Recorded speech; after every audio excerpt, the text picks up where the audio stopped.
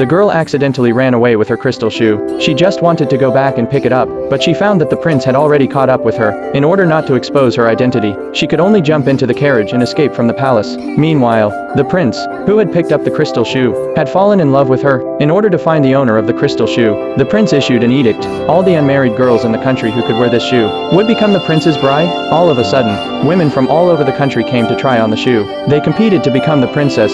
The women tried everything they could think of.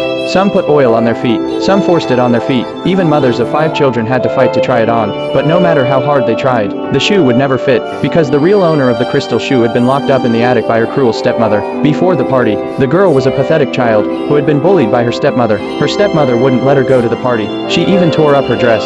The girl ran out into the yard alone and cried. Suddenly, an old man appeared behind her. The kind-hearted girl gave her a bowl of milk. The old man was completely impressed by the girl. She waved her magic wand. The next moment, a fairy appeared in front of the girl. The fairy said she could help the girl get to the party. Then she used her wand to cast a magic spell on the pumpkin. A golden light flashed. The pumpkin turned into a golden carriage. Then, with her wand, she turned 4 mice into powerful white horses, and turned 2 lizards into attendants. The goose tried to run away, but it was turned into a coachman. Everything was ready. The girl was about to leave. Before the journey, the fairy realized that the girl's dress didn't match the golden carriage.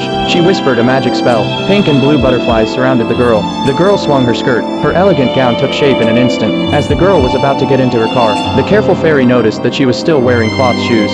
So she cast her magic again. A pair of dazzling crystal shoes appeared on her feet. In order not to be recognized by her wicked stepmother, the fairy gave the girl a magical makeup. As she was leaving, the fairies urged her. No, the magic will only last so long.